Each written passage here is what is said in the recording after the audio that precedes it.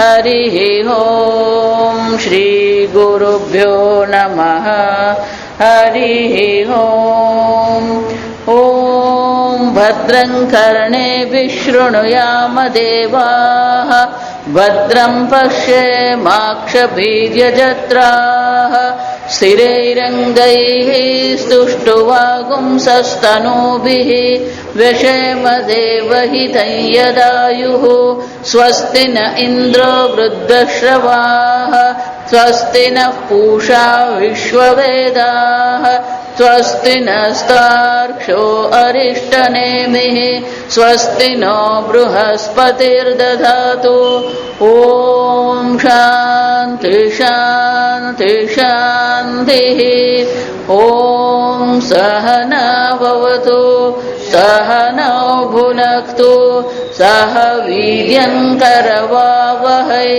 तेजस्विनावधीतमस्तु मा विद्विषावहै ॐ शान्ति शान्ति शान्तिः सदाशिवसमारम्भां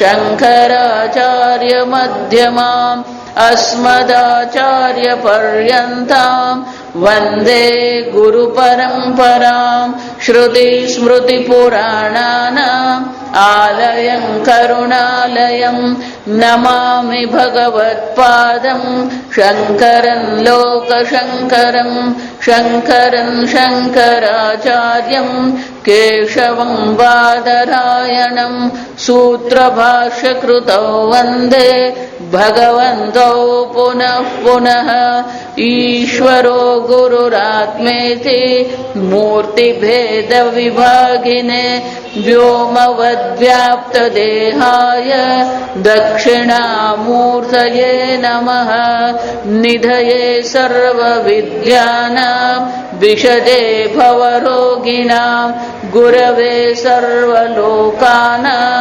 दक्षिणामूर्तये नमः ॐ नमः प्रणवार्थाय शुद्धज्ञानैकमूर्तये निर्मलाय प्रशान्ताय दक्षिणामूर्तये नमः। मंत्र 8 विद्यते हृदयग्रन्थिः छिद्यन्ते सर्वसंशयाः क्षीयन्ते चास्य कर्माणि क्षीयन्ते चास्य कर्माणि क्षीयन्ते चास्य कर्माणि क्षीयन्ते चास्य कर्माणि तस्मिन् दृष्टे परावरे तस्मिन् दृष्टे परावरे। भाष्य तोत्तेर नंबर न पान छिद्यन्ते पल्लिद्लि छिद्यन्ते सर्वज्ञेय विषयाः संशयाः लौकिकानाम् आमरणात्तु गंगास्रोत गंगास्तोत्रवत् प्रवृत्ताः विच्छेदम् आयान्ति अस्य विच्छिन्न संशयस्य निवृत्त अविद्यस्य यानि विज्ञान उत्पत्तेः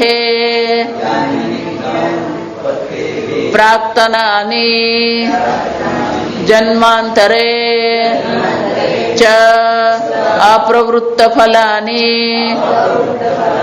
ज्ञान उत्पत्ति सहभाविनी च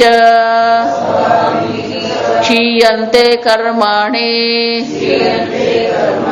न तो एतज्जन्म आरंभकाणि प्रवृत्त फलत्वात् તસ્મિન સર્વજ્ઞે સંસારિણી પરાવરે પરંચ કારણાત્મના અવરંચ કાર્યાત્મના તસ્મિન પરાવરે સાક્ષાત અહમસ્મીતિ દ્રષ્ટે સંસાર કારણ ઉચ્છેદનાત મુચ્યતે ઇત્યર્થઃ.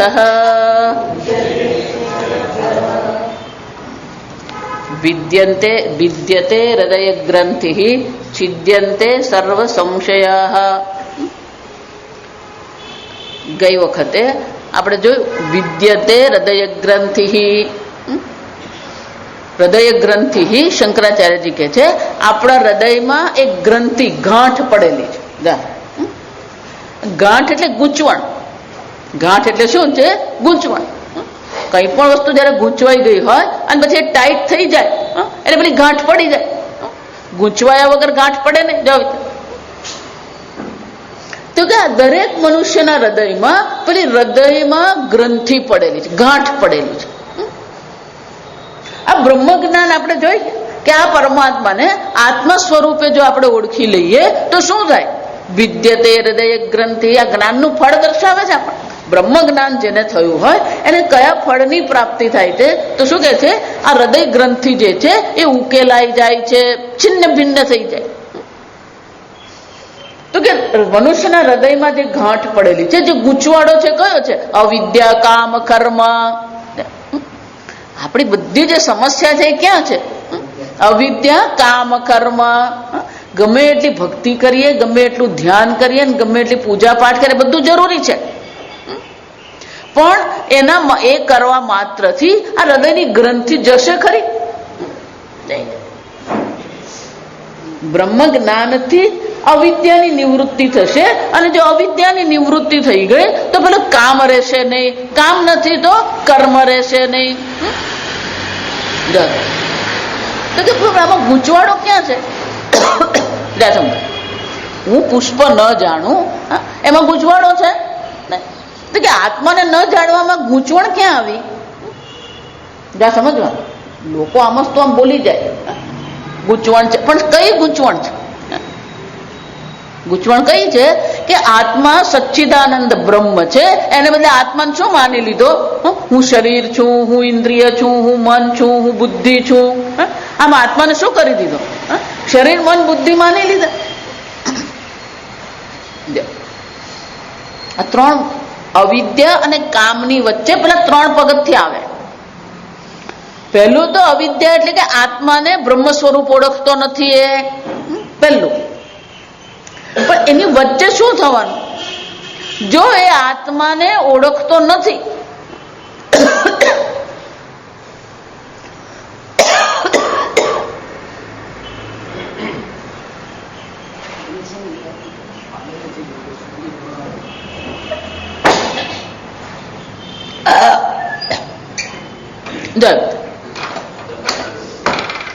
તો આ પુષ્પને ન જાણીએ ને તો કઈ વાંધો નથી. પુષ્પ પોતાને ન જાણે તો કઈ વાંધો નથી. ધારો કે ગાય છે, ગાય પણ ચૈતન્ય સ્વરૂપ આત્મા જ છે, પણ ગાય બ્રહ્મને જાણતી નથી. એને કઈ પ્રશ્ન છે? ગૂંચવાડો છે? એને કઈ ગૂંચવાડો નથી. કે એ પોતે ગાય છે એટલું જાણે છે, એનાથી વધારે એને કઈ છે નહીં. પણ મનુષ્યની સમસ્યા ક્યાં છે? એ સ્વભાન છે. જો આ સમજો, સ્વસભાનતા એને કહેવાય. મનુષ્યમાં શું છે? ભગવાને એટલી બધી કર્મની સ્વતંત્રતા આપી છે, વિચારની સ્વતંત્રતા આપી છે કે પોતાના વિશે સભાન છે, સ્વસ્વભાન છે. પૂજ્ય સ્વામી એટલે બહુ સરસ દાખલો આપતા. પેલી ગાય હોય ને, તો ગાયને બહુ સરસ મજાના શિંગડા હોય, બંને શિંગડા કેવા હોય? એક સમાન હોય. પણ ક્યારેક કઈક એવું કુદરત કરી નાખે તો પેલું એક શિંગડું સરસ હોય પણ બીજું શિંગડું પેલું વાંકું હોય. તમે જયારે ગાયને વેચવા જાઓ ને તો પેલા જે સરસ શિંગડા વાળી હોય ને એનો ભાવ વધારે આવે. પેલું વાંકા શિંગડા વાળી હોય એનો ભાવ શું થઈ જાય? 2-5 હજાર ઓછો થઈ જાય. પણ માણસની મુશ્કેલી ક્યાં છે? એ એટલો બધો પોતાના વિશે સભાન છે કે એ વાળથી શરૂ થાય આપણી સભાનતા. કેમ? પેલું છાપરું ધોળું થઈ ગયું એટલે હવે શું કરવાનું? ગોદરેજ. જે ગાયનું શીંગડું વાંકું છે એના મનમાં એવું છે? એને કોઈ પ્રકારની લઘુતા ગ્રંથિ આવે છે? કઈ એનો ભાવ ઓછો આવ્યો, એને ખરાબ લાગ્યું કે મારો ભાવ ઓછો આવ્યો, ભગવાને મને આવી કેમ બનાવી? ગાય તરીકેની સભાનતા છે, બાકી બીજી કોઈ સભાનતા એમ નથી. પણ પેલો માણસ જે છે ને સ્વસ્વભાન છે, અને જેવો એ સ્વસ્વભાન બને એટલે બધું વાળથી કે નખ સુધી બધું પછી શરૂ થાય. આ બધી કોસ્મેટિક ઇન્ડસ્ટ્રી કેમ ચાલે છે? આ સ્વસ્વભાનતાને જ કારણે. ગાયને બ્યુટી પાર્લરની જરૂર નહીં પડે. જો વિચાર, આખી ટેક્સટાઇલ ઇન્ડસ્ટ્રી ચાલે છે, શાના માટે ચાલે છે? સ્વસભાનતા. જો વિચારી જો એનો અર્થ શું થયો? ફક્ત પોતાને જાણતા નથી એટલું જ નહીં, પણ પોતાના વિશે આપણે શું કરીએ છીએ? અભિપ્રાય બાંધી લઈએ છીએ. હું પૂર્ણ આત્મા છું એ જાણતો નથી એટલે એને પોતાના વિશે શું માની લીધું? હું અપૂર્ણ છું.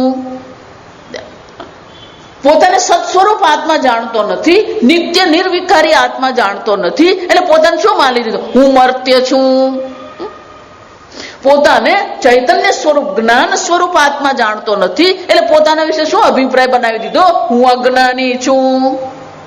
બીજું પગથિયું. પહેલું અવિદ્યા નથી, પણ અવિદ્યા પછી પેલું ત્રણ વસ્તુ થાય. પેલી સ્વસ્વભાનતા છે, સ્વસ્વભાનતાને કારણે પોતાના વિશે શું કરે છે? એ અભિપ્રાય બાંધે છે. અભિપ્રાય કયો બાંધે છે? હું મર્ત્ય છું, વિકારી છું, હું શરીર છું. જ્ઞાન સ્વરૂપ જાણતો નથી એટલે શું કહે છે? હું અજ્ઞાની છું. એટલે જ પછી પેલી આરતીમાં બોલે ને, મેં મૂરખ ફલ કામી. ભગવાન કહે છે કે તું આત્મા છે, જ્ઞાન સ્વરૂપ આત્મા છે, અને આપણે શું કહીએ? એ ભગવાને હસતા હોય. જા તમે આ માણસ ક્યારેક કંઈક એવું કરે ને તો ભગવાનને હસવું આવી જાય.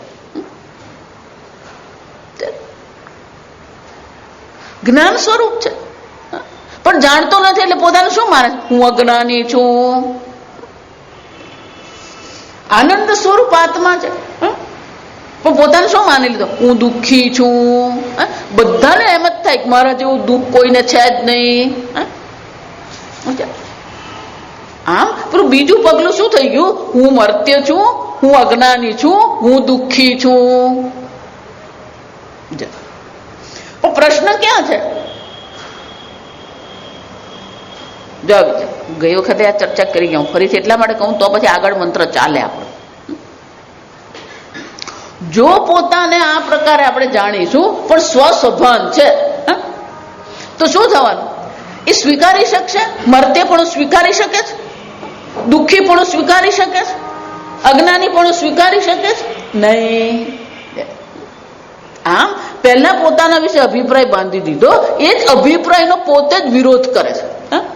દુઃખમાંથી છૂટવાનો પ્રયત્ન કરે, અજ્ઞાનમાંથી છૂટવાનો પ્રયત્ન કરે, મૃત્યુથી છૂટવાનો શું કરે? પ્રયત્ન કરે. વિચારો એનો અર્થ શું થયો? એમાંથી છૂટવાની એને ઈચ્છા થાય, એને કામ કહેવાય. અને ઈચ્છા થઈ તો પેલો કર્મ કરે, અવિદ્યા, કામ, કર્મ. પણ પેલી અવિદ્યા રૂપી ગ્રંથિ જો છૂટી ગઈ, પોતાના સચ્ચિદાનંદ બ્રહ્મ જાણી લીધું, પછી પેલી કામ રહેવાનું, પછી પેલી ઈચ્છા રહેવાની નહીં, પછી કર્મ રહેવાનું નહીં. સમજો? અને એટલે શ્રુતિ માતા કહે છે એક વાર જાણે પોતાને બ્રહ્મ સ્વરૂપ ઓળખી લીધો, વિદ્યતે હૃદય ગ્રંથિ. બીજું શું થાય? છિદ્યંતે સર્વ સંશયા. શંકરાચાર્યજી કહે છે આપણા મનમાં અનેક પ્રકારના સંશય છે. આપણે અનેક પ્રકારના સંશયમાં જીવીએ છીએ. સિંગ તેલ થી માંડીને સાબુ સુધી બધી જ આપણને સંશય હોય. આ સિંગ તેલ બરાબર છે કે નહીં?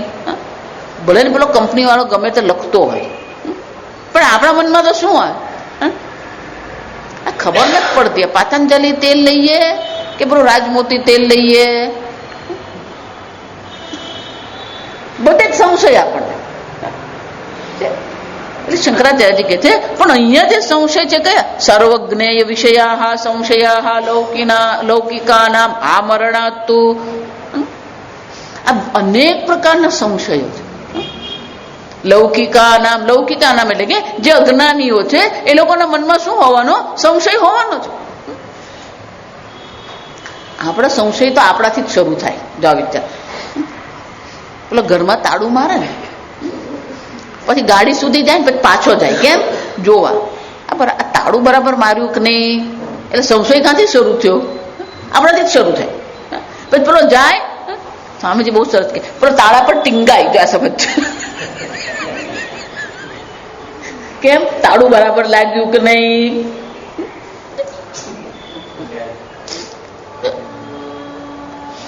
સંશય. શંકરાચાર્ય કહે છે સર્વજ્ઞેય વિષયા સંશય. બધા જ સંશય આપણા માટે. ભગવાન છે કે નથી, આત્મા છે કે નથી, બધી જ જાતના સંશય.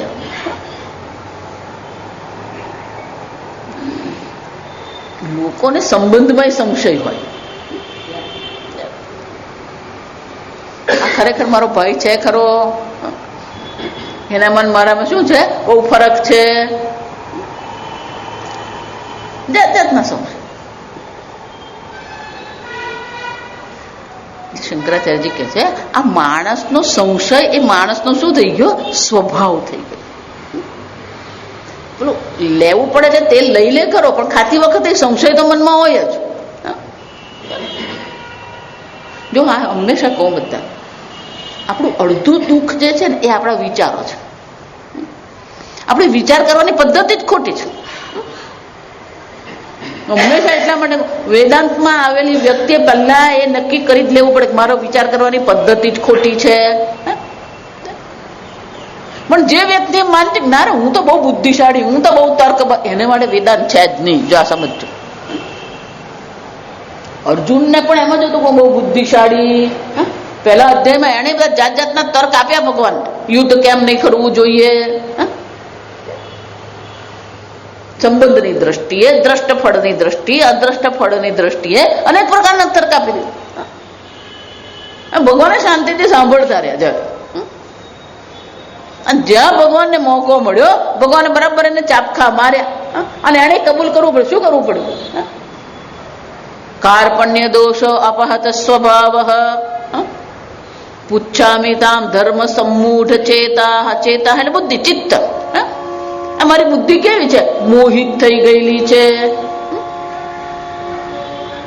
એટલે શંકરાચાર્યજી બહુ સરસ કહે, વિચારવું હોય, ચિંતન કરવું હોય તો શું કરવાનું? શ્રુતિમત તર્કોનુસંધીયતામ.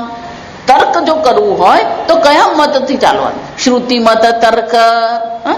શ્રુતિ જે પ્રકારે આપણે વિચાર કરાવે એ પ્રકારે આપણે વિચાર કરીએ. આપણો પોતાનો વિચાર નહીં. પણ આપણે બધે આપણું માથું શું કરવાનું હોય? મારવાનું જોઈએ. કેમ? બુદ્ધિશાળી બતાવવું પડે ને આપણે. પોતાની જાતને બુદ્ધિશાળી બતાવો તો શું કરવું પડે? ક્યાંક ને ક્યાંક પેલો ટાંટિયો લગાવવો પડે.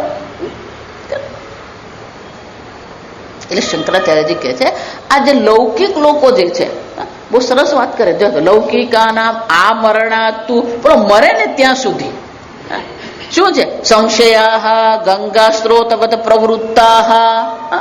પેલો મરે ત્યાં સુધી એને સંશય હોય. આ ડોક્ટરે દવા બરાબર આપી કે નહીં એ સંશય. આ ડોક્ટર કર્યો બરાબર છે કે પેલો બીજો ડોક્ટર કરવાનો હતો.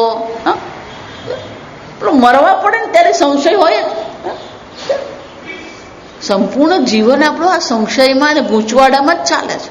જો વિચારીજો, એક ભાઈ કેનેડાથી આવ્યા, પછી ક્યાંક ગયા, એમના કોઈ મિત્ર કોઈ જગ્યાએ લઈ ગયા. પેલી પત્નીએ કીધું કે આ ખાવાનું નહીં, આપણે કેનેડાથી આવ્યા અને આ કેવી રીતે બનાવ્યું, શું કર્યું. પેલા ભાઈને પેલું ખાવાનું જોયું ને એટલો બધો હરખ થઈ ગયો ખાવાનું. એટલે શું કરી દીધું? ખાઈ લીધું.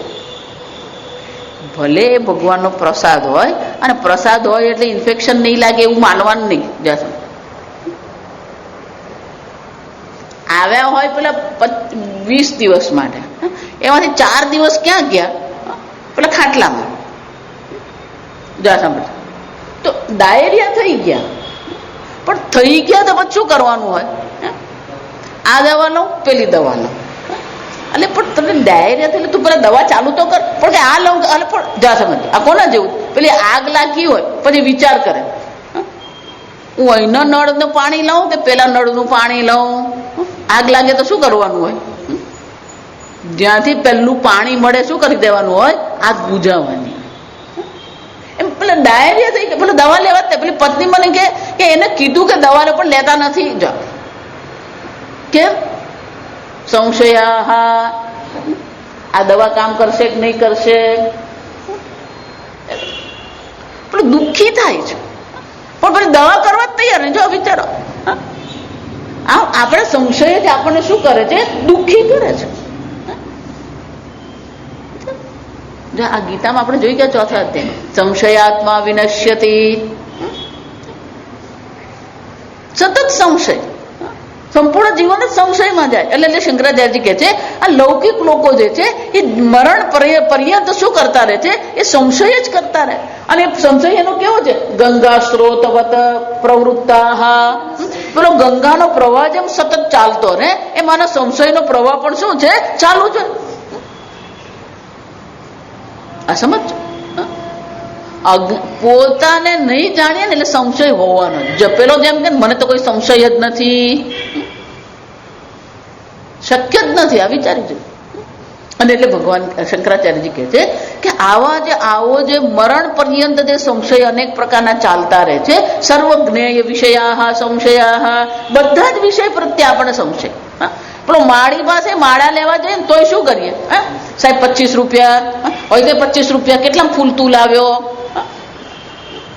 એટલે એને ઘર છે, એના દીકરા દીકરી છે અને એને ભણાવવાનું છે, તને 25 રૂપિયા આપવા વાંધો શું છે? જો સમજો, દરેક બાબતમાં આપણે શું કરીએ? સંશય જ કરીએ. પણ આ મરણ પર્યંત જે બધા વિષયો પ્રત્યેના આપણે સંશય છે, શ્રુતિ માતા કે છે છિદ્યંતે સર્વ સંશયા. એક વાર પોતાને બ્રહ્મ સ્વરૂપ જાણી લીધા, આ સર્વ પ્રકારના સંશયોનો શું થઈ જાય? અંત આવી જાય છે. છિદ્યંતે વિચ્છેદમાયંતિ.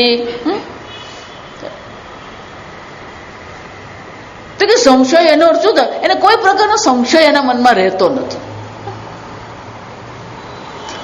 તો બીજું શું છે? જો 3 ફળ બતાવ્યા છે, સમજો. ત્રીજું ફળ કયું છે? ક્ષીયંતે ચાસ્ય કર્માણી.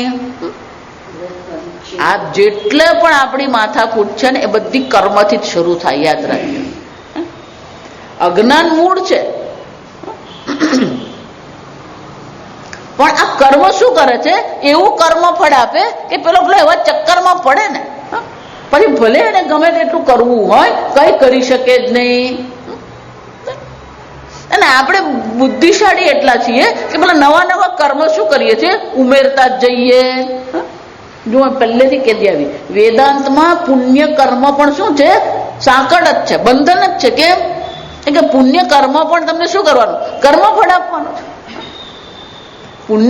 પુણ્ય કર્મ જે છે એ સોનાની સાંકળ છે.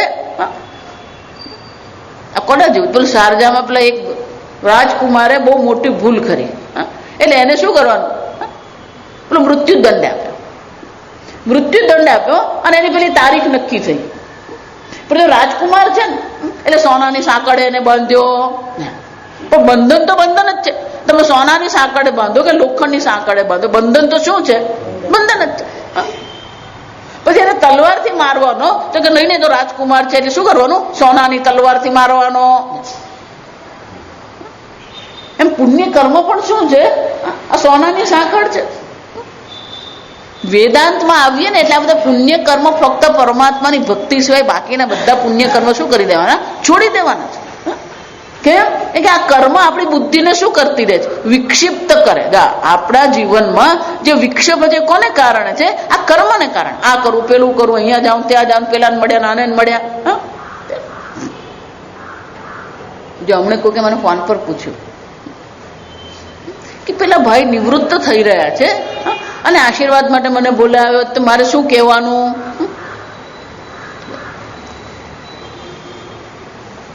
મારી ભાષામાં કહું તો એક જ વાક્ય છે, Vedanta is a best retirement plan.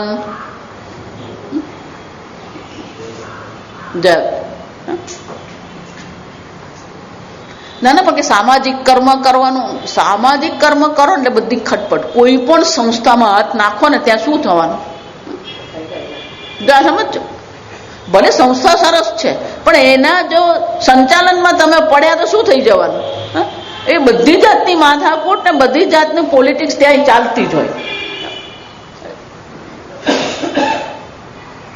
નિવૃત્તિ શાના માટે? આપણે સમાજમાંથી નિવૃત્તિ, પરિવારમાંથી નિવૃત્તિ, બધી જવાબદારીમાંથી નિવૃત્ત થઈને શું કરવાનું હોય? એને વાનપ્રસ્થ જીવન કહેવામાં આવે. ધાર્મિક અને આધ્યાત્મિક જીવન જીવવાનું છે.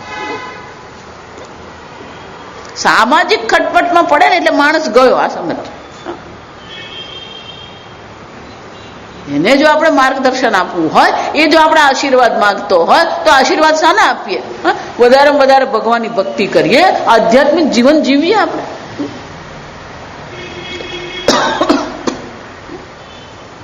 પણ આપણે ત્યાં મુશ્કેલી શું? જો સમજો, ભારતમાં સમાજ જે તૂટી રહ્યો છે એનું કારણ એક જ છે, વાનપ્રસ્થ જીવન નથી.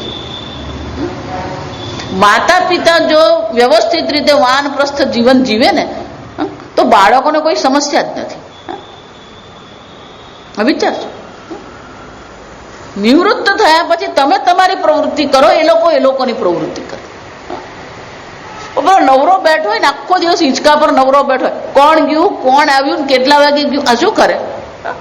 પેલો વોચમેન બની જાય ઘરમાં.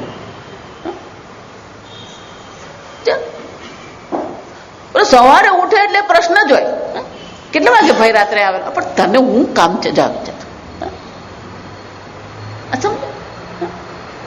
તમે સ્વતંત્ર જીવન જીવ્યા, તમારા બાળકોને પણ શું કરો? સ્વતંત્ર જીવન જીવવા દો. એટલે પણ ભજગોવિંદમાં જોઈ ગયા કે પેલું શરીર આપણું ગરડું થઈ ગયું, અને તોય શું છે? તદપીને મુંચતી ચિંતા. આ આખા ગામની અંદર શું હોય? ચિંતા. એટલે શંકરાચાર્યજી બહુ સરસ કહે કે આ બધી માથાકૂટ જે શરૂ થાય છે ક્યાંથી? આ કર્મથી છે. આ સમજો,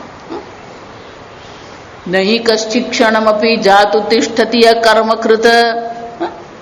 પુણ્ય હોય કે પાપ હોય, આપણી બધી ખટપટ ક્યાંથી શરૂ થાય? આ કર્મથી. આ શરીર મળ્યું કોને કારણે? પૂર્વજન્મના કર્મને કારણે. અને હવે પછી શરીર મળશે કોને કારણે? કર્મને કારણે. એટલે શંકરાચાર્યજી આપણે દર્શાવે છે આ કર્મ કોને કહેવાય. યસ્ય વિચ્છિન્ન સંશયસ્ય નિવૃત્ત અવિદ્યસ્ય. જેના આ સર્વ સંશયોની નિવૃત્તિ થઈ ગઈ છે, જેના અજ્ઞાનની નિવૃત્તિ થઈ ગઈ છે, એવી જે વ્યક્તિ છે એને માટે શું થશે? યાની વિજ્ઞાન ઉત્પત્તે પ્રાક્તાની જન્માંતરે પ્રવૃત્ત અપ્રવૃત્ત ફલાની. કે 3 પ્રકારના કર્મ છે. દરેકના ખાતામાં શું છે? 3 પ્રકારના કર્મ છે. પહેલા કર્મ કયા છે? પ્રાક્તાની, જન્માંતરે છે, અપ્રવૃત્ત ફલાની. અને સંચિત કર્મ કહેવાય. એક શબ્દમાં શું કહેવામાં આવે? સંચિત કર્મ. જન્માંતરે એટલે કે પૂર્વ જન્મમાં જે અનેક પ્રકારના કર્મ કર્યા છે અને જે કર્મ એ કર્મફળ આપવા માટે પ્રવૃત્ત થયા નથી. અપ્રવૃત્ત ફલાની. એનો શું થયો? પેલું ફિક્સ ડિપોઝિટ કર્મની પડેલી જ છે, સંચિત કર્મ. એટલું જ નહીં, જ્ઞાન ઉત્પત્તિ સહભાવીની છે. અને આ જ્ઞાન થયું એ પહેલા આ જન્મમાં જે પણ કઈ કર્મ કરવામાં આવ્યા છે એ બધા કર્મ આગામી કર્મ કહેવાય. એને શું કહેવામાં આવે? આગામી કર્મ. શાસ્ત્ર કે છે ક્ષીયંતે ચસ્ય કર્માણી. એના બધા જ કર્મ શું થઈ જાય છે? નાશ પામે છે. એનો અર્થ શું થયો? એટલે સંચિત કર્મ નાશ થઈ ગયો, આગામી કર્મ પણ નાશ પામ્યા. કે બધા જ કર્મ નાશ થઈ જાય. જો એટલે હું નહીં હોઉં ત્યારે તત્વબોધ વાંચવાનું. 3 પ્રકારના કર્મ છે. સંચિત કર્મ છે, આગામી કર્મ છે, અને ત્રીજું પ્રારબ્ધ કર્મ. જે કર્મને કારણે આપણે આ શરીર મળ્યું, જે કર્મને કારણે અત્યારે આપણે જીવન જીવી રહ્યા છે, એને શું કહેવાય? પ્રારબ્ધ કર્મ. એટલે શંકરાચાર્યજી બહુ સરસ કે નતુ એ તજન્મ આરંભકાણી પ્રવૃત્ત ફલત્વાદ, કે બધા કર્મનો નાશ થઈ જાય છે, આ પ્રારબ્ધ કર્મનો નાશ નહીં. જો આ સમજવાનું, આ તર્ક સમજજો. કર્મની વ્યવસ્થામાં આ બહુ સરસ વ્યવસ્થા છે. જો પ્રારબ્ધ કર્મનો નાશ થઈ જાય તો જેવું જ્ઞાન થાય એટલે પેલો શું થઈ જવાનો? ઉડી ગયો. કેમ? પ્રારબ્ધ કર્મ રહ્યા નહીં તો પછી આ શરીર પણ શું થઈ જવાનું? જો પ્રારબ્ધ કર્મનો નાશ થઈ જાય તો અહીંયા એનું શરીર શું થઈ જાય? જ્યાં સુધી પ્રારબ્ધ કર્મ છે ત્યાં સુધી તમે જીવો છો. પ્રારબ્ધ કર્મ પૂરું થયું, આ શરીર પણ શું કરી દેવાનું? છૂટી જાય. જો પ્રારબ્ધ કર્મનો નાશ થઈ ગયો, પેલું જ્ઞાન થયું એટલે પેલો શું થઈ જવાનો? જો આવું થાય ને, જો આ સમજ, જો એમ કહીએ ને એનો શું છે? આ તર્ક આપણે વિચાર. જેવું જ્ઞાન થાય એટલે પેલો શાંતિ. તો પછી આ જગતમાં કોઈ જ્ઞાની રહે ખરો? રહે. જો જ્ઞાની જ નહીં રહ્યો તો ઉપદેશ કરવા વાળો કોઈ રહેશે નહીં. જો ઉપદેશ કરવા વાળો કોઈ રહ્યો નહીં તો આ જ્ઞાનની પરંપરા રહેશે. એટલે ભગવાને કેવું બુદ્ધિશાળી કામ કર્યું કે પેલા બે કર્મનો નાશ કર્યો પણ પ્રારબ્ધ કર્મ રહી ગયા. કેમ? કે જ્ઞાનીનું જે પ્રારબ્ધ છે એ પ્રારબ્ધ કર્મ રહેશે તો શરીર રહેશે, અને શરીર રહેશે તો એ શું કરી શકે? આ જ્ઞાનનો ઉપદેશ કરી શકે. આ બધી વ્યવસ્થા, જો હું હંમેશા એટલા માટે ભગવાન જે બધી વ્યવસ્થા કરી છે એ બહુ સરસ છે. એ સ્વામીજી બહુ સરસ કે આ જગત કેવું છે? બુદ્ધિપૂર્વકનું જગત છે, સમજતું નથી. એને અંગ્રેજીમાં રેન્ડમ કહેવાય. જો આ સમજો, અમસ્તુ જેમ ભગવાને જગત બનાવી નથી, બહુ બુદ્ધિપૂર્વકનું આ જગત છે. અને એટલે શંકરાચાર્યજી કહે છે બધા જ કર્મનો નાશ થઈ જાય છે, ભલે એવું કહેવામાં આવે, પણ સંચિત કર્મ અને આગામી કર્મનો નાશ થાય છે. નતુ એ તજન્મ આરંભકાણી, આ જન્મનો આરંભ કરનારા જે કર્મ જે છે પ્રવૃત્ત ફલત્વાદ, એનો નાશ થતો નથી. શંકરાચાર્યજી એને માટે તર્ક આપે છે. પ્રવૃત્ત ફલત્વાદ, તો કે આ જે કર્મ જે છે એ શું થાય છે? એને કર્મફળ આપવાનો શું કરી દીધો? આરંભ કરી દીધો. પ્રવૃત્ત ફલત્વાદ એટલે શું છે? કર્મફળ આપવાનો આરંભ કરી દીધો છે. અને શાસ્ત્રમાં મુક્ત ઈશુવત કહેવાય. જ્યાં સુધી તીર તમારા બાણ પર છે ને ત્યાં સુધી કોઈ વાંધો નથી, એ તમારા હાથમાં છે. પણ એક વાર તીર બાણથી છૂટ્યું પછી તમે કોઈ નિયંત્રણ કરી શકો? મુક્ત ઈશુવત. એ જ રીતે જ્યાં સુધી સંચિત કે આગામી છે ત્યાં સુધી એનો નાશ થઈ શકે, પણ એક વાર કર્મફળ આપવાની પ્રવૃત્તિ શરૂ થઈ ગઈ પછી એ કર્મ શું છે? એનો નાશ થઈ શકે. અને એટલે શંકરાચાર્યજી કહે છે પ્રવૃત્ત ફલત્વાદ તસ્મિન. આમ શ્રુતિ માતા કહે છે ક્ષીયંતે ચસ્ય કર્માણી, એને બધા કર્મો નાશ પામી ગયા. આ પ્રારબ્ધ કર્મ એનું રહ્યું છે, અને પ્રારબ્ધ કર્મ પણ શું થવાનું? મારા દાદી એવું કહેતા, કોઈ અમરપટો લઈને આવ્યો નથી.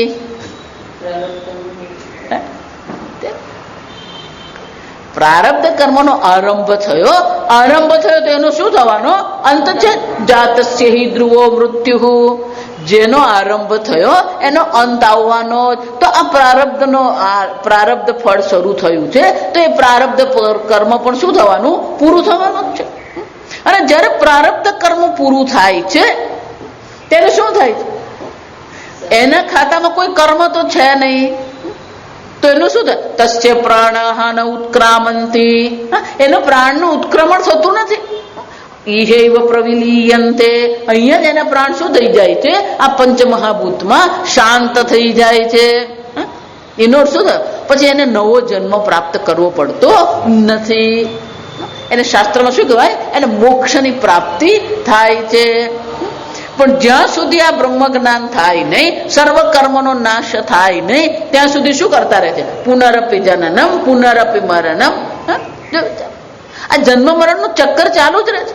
પણ એક વાર જેને આ બ્રહ્મ જ્ઞાન થઈ ગયું એને આ કર્મના ચક્કરમાંથી મુક્તિ મળી જાય છે, એને મોક્ષ કહેવાય.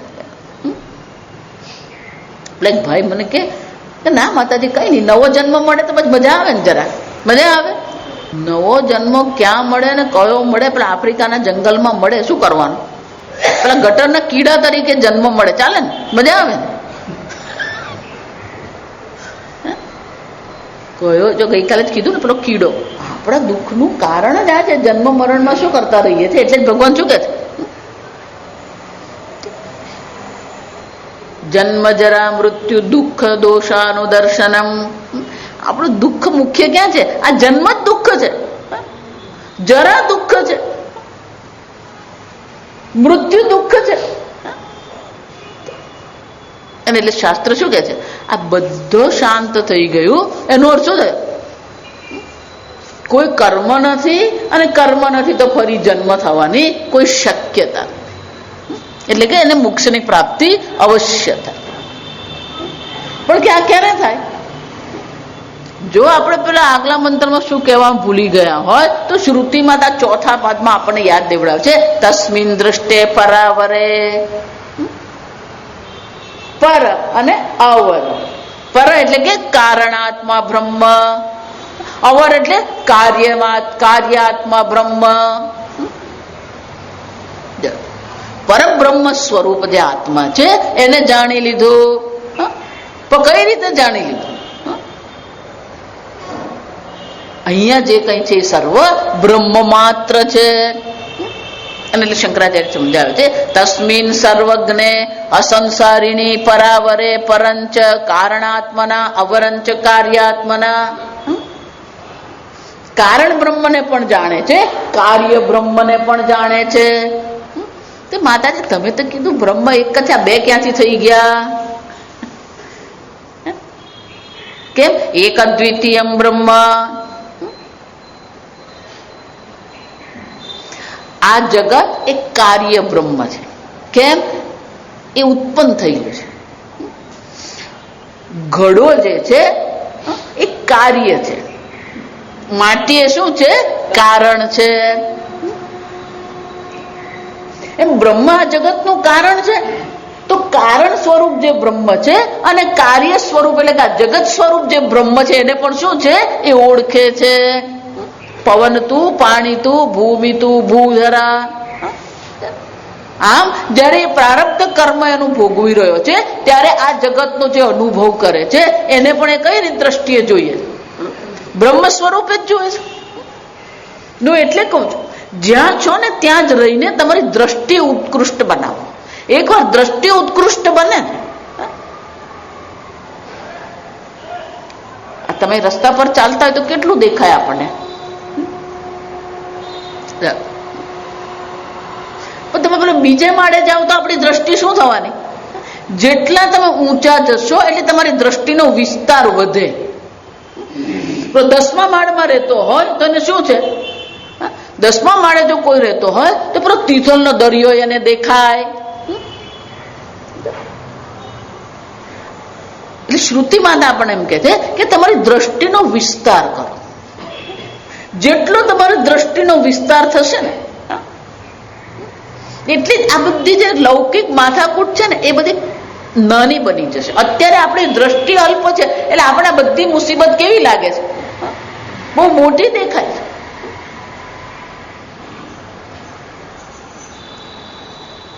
સામાન્ય રીતે એવું હોય, કોઈ પણ વસ્તુને શુદ્ધ કરવી હોય તો પાણી કે અગ્નિનો ઉપયોગ કરીએ. કપડા ધોવા હોય તો શું કરીએ? પેલું પાણીનો ઉપયોગ કરીએ. સોનું શુદ્ધ કરવું તો શાનો ઉપયોગ કરીએ? અગ્નિનો ઉપયોગ કરીએ.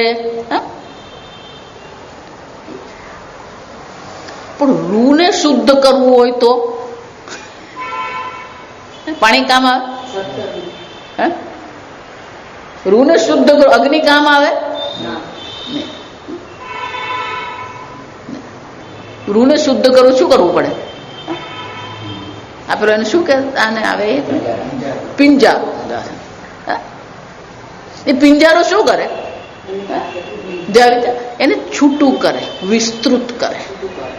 છૂટું પડે શું થાય? રૂને વિસ્તૃત કરે. જેટલો એનો પેલો વિસ્તાર વધે ને એટલે જેટલે પણ કચરાની કણ હોય બધી શું થઈ જાય? નીચે પડી જાય. એમ આપણી બુદ્ધિનો વિસ્તાર કરતા જઈશું એમ આ બધું આપણી બુદ્ધિમાં જેટલો કચરો પડે છે બધો કચરો શું થવા માંડે, પેલો પડી જાય.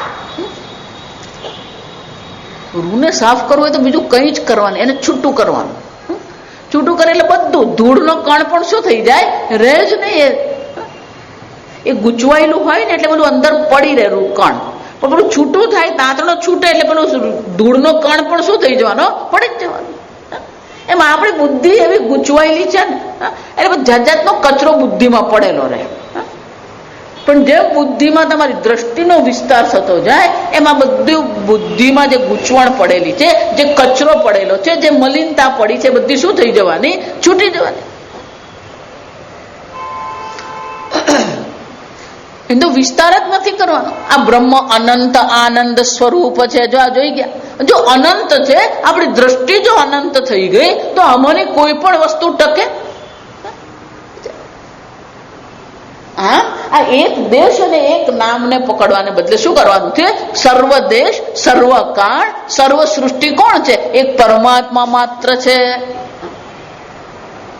આમ આજે કાર્ય આત્મા જે દેખાઈ રહ્યો છે એ પણ બ્રહ્મ જ છે. કાર્ય સ્વરૂપે જે જગત બ્રહ્માંડ આપણને દેખાઈ રહ્યું છે એ બ્રહ્માંડ પણ શું છે, બ્રહ્મ સ્વરૂપ છે. જે કારણ સ્વરૂપ, જે અવ્યક્ત અવસ્થા જે છે એ પણ શું છે, બ્રહ્મ માત્ર છે. અને એટલે શ્રુતિ માતા કે છે તસ્મિન દૃષ્ટે પરાવરે, કારણાત્માના અવરમ ચ કાર્યાત્મના તસ્મિન પરાવરે સાક્ષાદ અહમ અસ્મિ ઇતિ દૃષ્ટે.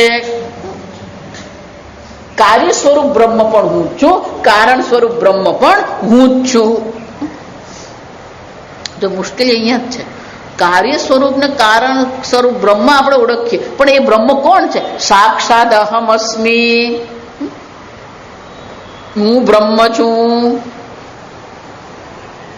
મારા શ્રી એવું કહેતા, झूठ मुठी मान लो तुम ब्रह्म हो.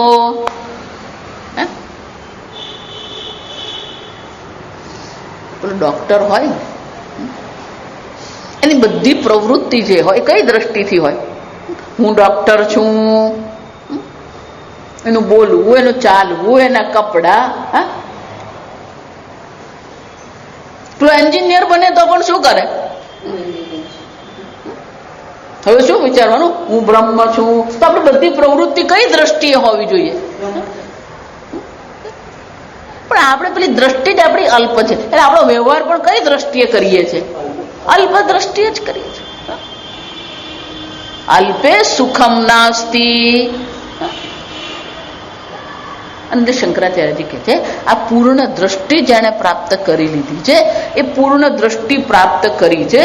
સંસાર કારણ ઉચ્છેદનાત મુચ્યતે ઇત્યર્થ. એક વાર જેને પોતાને બ્રહ્મ સ્વરૂપ ઓળખી લીધા એના માટે સંસારનું કોઈ કારણ રહેતું નથી. અને સંસારનું કારણ ન રહ્યું તો પછી શું છે, મુચ્યતે. એક વાર પોતાને બ્રહ્મ સ્વરૂપ ઓળખી લીધું પછી એને બંધન નામની કોઈ વસ્તુ શક્ય જ નથી. સમજો બરાબર. એનો અર્થ શું થયો, જીવન મુક્તિ ફલસ્ય અદ્વૈત વાક્યાર્થ અવગમસ્ય. એક વાર આ અદ્વૈત વાક્યાર્થ એટલે કે આ બ્રહ્મ જ્ઞાન જે ચર્ચા કરવામાં આવી રહી છે જેણે સમજી લીધું એને શું થાય છે, જીવન મુક્તિ. જીવન એવ મુક્તિ. જીવતા જીવત જે કોણ છે, મુક્ત છે. ને પણ કે પ્રારબ્ધ કર્મ છે ને કે ભલે પ્રારબ્ધ કર્મ રહેતું કોઈ પ્રકારનું બંધન નથી. મર્યા પછી મુક્તિની વાત આપણે નથી કરતા. જે મુક્તિની આપણે વાત કરીએ છીએ કઈ છે, અહીંયા અને અત્યારે. ઇહ જન્મની તૈર્જિત સર્ગ. 5મા અધ્યાયમાં પણ ભગવાન શું કહે છે, અહીંયા અને અત્યારે શું કરે છે, આ બધા પર વિજય પ્રાપ્ત કરી લે છે. જીવન મુક્તિ. શ્રુતિ માતા કહે છે એક વાર બ્રહ્મ જ્ઞાન પ્રાપ્ત કરી લીધું પછી એનું જીવન કેવું છે, જીવન મુક્તિ. ના પણ કે એની ખટપટ તો હોય ને, હોય. કેમ, ઉભાભ્યામ મનુષ્ય લોકે. પાપ અને પુણ્યથી જ આપણું પ્રારબ્ધ બન્યું છે તો બંને એના જીવનમાં રહેવાના જ છે. એવું માનવાનું નહીં કે જ્ઞાન થઈ જાય એટલે બધું આમ આજુબાજુ બધું બરાબર જ થઈ જાય. બધા લોકો આવીને બહુ પગે લાગે ને હાર તોરા કરે, કોઈ બાપ કઈ પૂછવાનું નથી. આ સમજો. જે લોકો બધાને કહેતા હોય ને અમારા ગુરુ તો જગત ગુરુ છે, કોણ જગત ગુરુ? એ લોકો એવા બ્રહ્મમાં ચાલતા હોય છે ને, એને એમ કહેવાનું એ પોતાનું જગત ગુરુ માનતો હોય ને, એને ખાલી એટલું જ કહેવાનું કે એકલો સાદા કપડાં પહેરીને મુંબઈથી તું ન્યુયોર્ક જા, આખા વિમાનમાં 500 લોકો છે, એમાંની કેટલા લોકો એને પગે લાગ્યા આવવાના? એમાં કેટલા લોકોને હાર તોરા કરવા આવવાના? વિમાનના 500 લોકો એને ઓળખતા નથી. પણ મુશ્કેલી ક્યાં છે? પણ 25 લોકોને લઈને ફરતા હોય ને ટોળામાં, એ પણ 25 લોકો સદગુરુદેવ કી જય જા, સમજો, જગત ગુરુ કી જય જા. એને ક્યાં 25 વગર તું ફર, પછી કેટલા તને જગત ગુરુ ગણે? સમજો. એટલે સ્વામી જેવું કે જેટલા એમ કહેતા ને કે હું જગત ગુરુ છું, એ એના જગતનો ગુરુ, આખા જગતનો ગુરુ નહીં. જા, સમજ.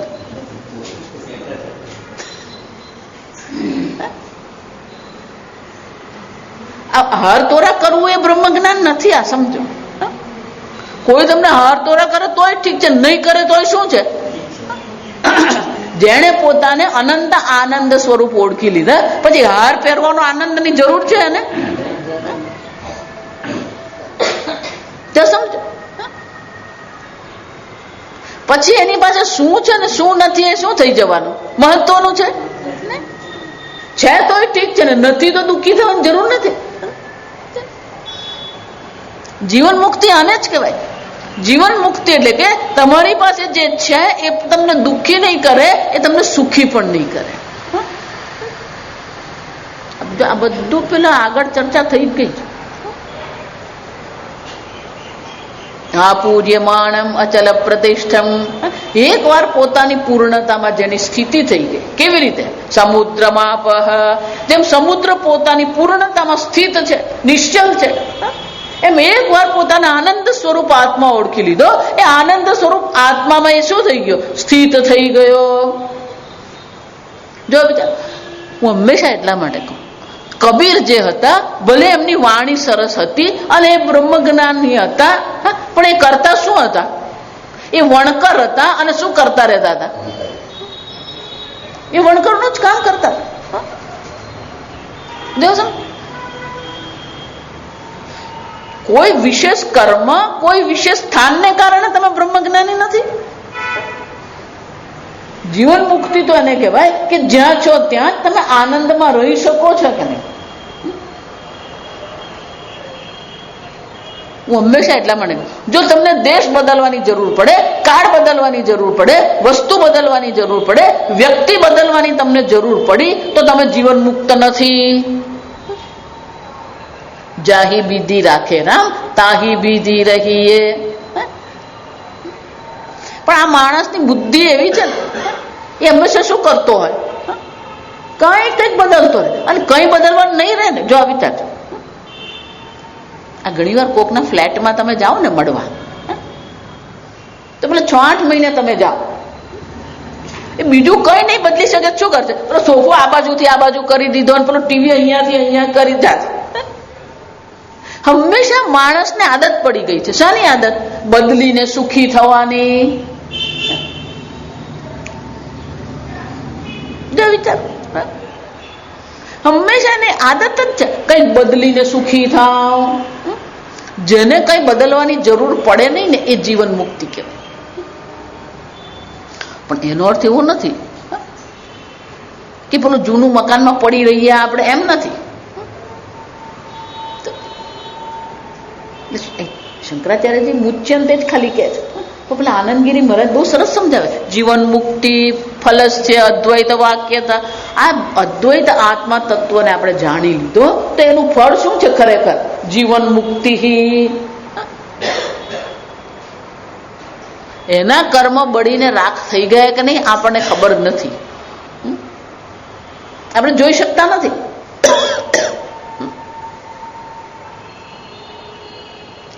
પણ એ જીવન મુક્ત છે કે નહીં એ આપણે જોઈ શકીએ. એટલે તમે આ સમજો, સ્વામીજી બહુ સરસ કહેતા હંમેશા કે જ્ઞાનીની જ્યારે પણ ચર્ચા કરવામાં આવે ને એટલે આપણા હાથમાં પેલી જ્ઞાનીની ફૂટપટ્ટી આવી જાય, એટલે માપીએ આ જ્ઞાની છે કે નહીં, આ જ્ઞાની છે કે નહીં.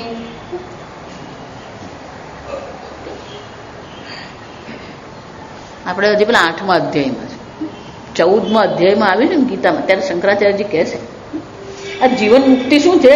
સસ્વં વેદ્ય. તમે સમજી શકો તમે મુક્ત છો કે નહીં, પણ બીજો સમજી શકે કે નહીં એની કઈ આપણને ચિંતા નથી. તમે અંદરથી પોતાને મુક્ત જુઓ છો કે નથી જોતા? માતાજી મુક્તિની ક્યાં વાત કરો?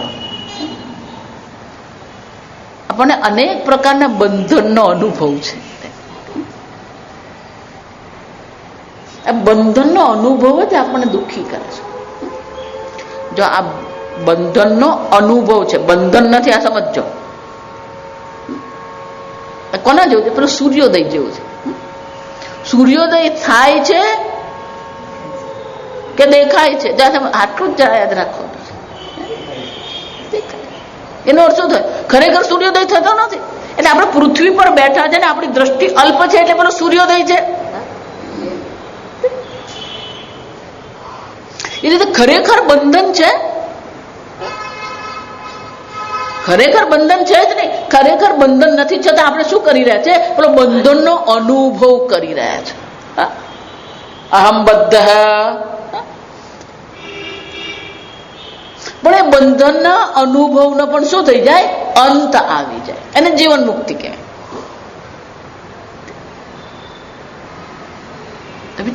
અને એટલે આગળ બહુ સરસ કહે છે કે આ બ્રહ્મ જ્ઞાન એ શું કરે છે? અહીંયા અને અત્યારે તમને શું કરી દે છે? મુક્ત કરી દે છે. જો એટલે જ કહું, આ એક બ્રહ્મ જ્ઞાન છે જે તમને શું કરે છે? તત્કાળ ફળ આપે છે. તત્કાળ ફળ છે. કોના જેવું? હું લાકડું કાપું અને 2 ટુકડા થઈ ગયા, એમ બ્રહ્મ જ્ઞાન થયું અને મોક્ષ મળ્યો. 2 છે.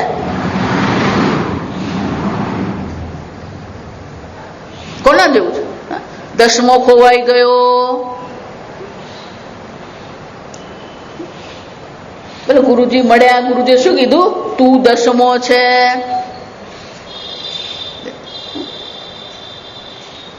તો હું 10મો છું જાણવું અને 10માની પ્રાપ્તિ 2 છે? 2 પ્રસંગ છે નહીં. જાણવું એ શું છે? પ્રાપ્તિ. હું 10મો છું જાણી લીધું એ શું થઈ ગયું? 10માની પ્રાપ્તિ થઈ ગઈ. એ જ રીતે હું પૂર્ણ બ્રહ્મ સ્વરૂપ છું એ જાણવું જ શું છે? મુક્તિ. જો બહુ વર્ષો પહેલા 2 બહેનો આવે, સ્વામીજી મને ખબર તો પડી ગઈ હું બ્રહ્મ છું પણ આ મુક્તિ મળતી નથી.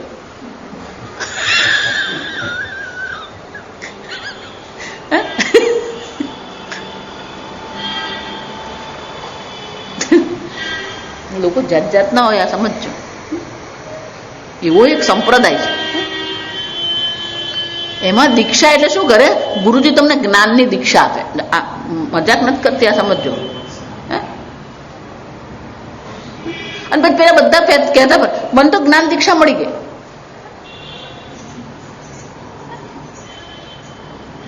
બોલતા ભી દીવાના, સુનતા ભી દીવાના. જ્ઞાન આપવાની વસ્તુ છે. મારા ખિસ્સામાં 5 બોર છે, એમાંથી 2 તને આપું.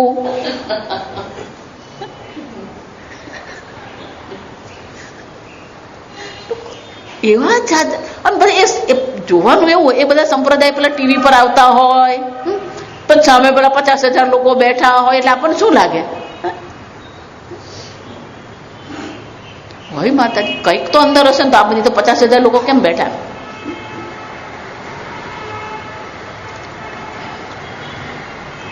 એટલે જ ભગવાન 7મા અધ્યાયમાં કહી ગયા, મનુષ્યાણામ સહસ્રેષુ કશ્ચિદ્યતતિ યદદામપી કશ્ચિદ મામ વેત્તિ તત્વતઃ. સ્વામીજી તો હંમેશા એવું કહેતા, જ્ઞાન રસ્તામાં પડેલું નથી. અને જ્ઞાન કઈ એક દિવસમાં થવાનું નથી. જ્ઞાનનું ફળ શું છે? મુચ્યતે. જ્ઞાન થવું અને મુક્તિ મળવી એ બે વસ્તુ નથી. અંગ્રેજી મને સાયમલ્ટેનિયસ કહેવાય, સંસ્કૃત મને યુગપત કહેવાય. યુગપત એટલે એક સાથે. જ્ઞાન થવું અને મુક્તિ મળવી શું છે? એક જ છે. બે પ્રસંગ ક્યારે હોય? એક પહેલો હોય અને પછી બીજો હોય, એટલે કાળનું વ્યવધાન કહેવાય. કાળનું એમાં અંતર હોય.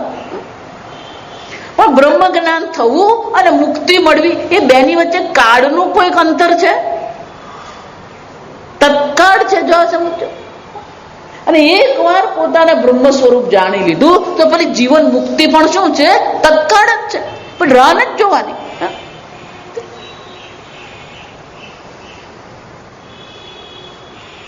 એકવાર પેલા સ્કૂલમાં બધા બાળકો બેઠા હતા. ગુરુજી ભણાવતા હતા ગણિત. અને પેલો જૂની સ્કૂલ ને આવી સ્કૂલ જોશો એ પેલો આવા પેલા લાકડાને પેલા ઉપર લાકડાની બધી પટ્ટીઓ હોય અને જૂનું હોય ને એટલે પેલા ઉંદરો બધું ફરતું હોય એમ. એટલે એક છોકરાને પેલા ગણિતમાં બહુ મજા પડે નહીં. એટલે એ પેલો શું કરે, પેલો એક ઉંદર હતો ને પેલો ઉંદર પેલો અંદર આમ દાખલ થતો છે. એટલે પેલો બેઠો બેઠો જોયા કરે. એટલે પેલો ગુરુજીએ જોયું કે આ પેલો સાંભળતો નથી.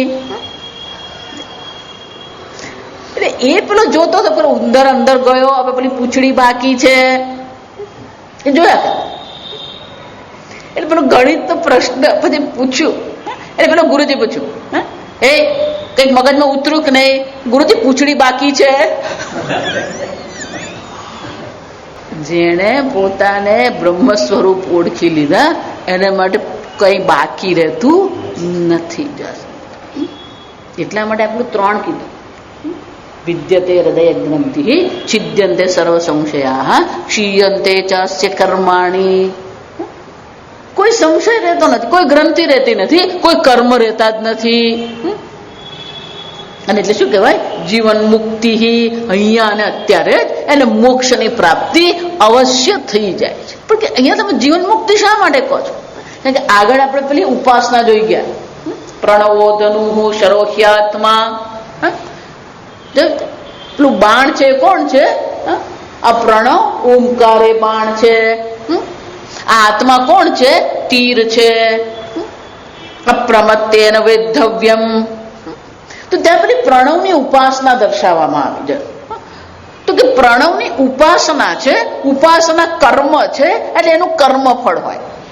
પણ બ્રહ્મ જ્ઞાન ઉપાસના છે. પ્રણવની જે ઉપાસના છે એ પ્રણવની ઉપાસનામાં પેલા 2 વિકલ્પ થઈ શકે.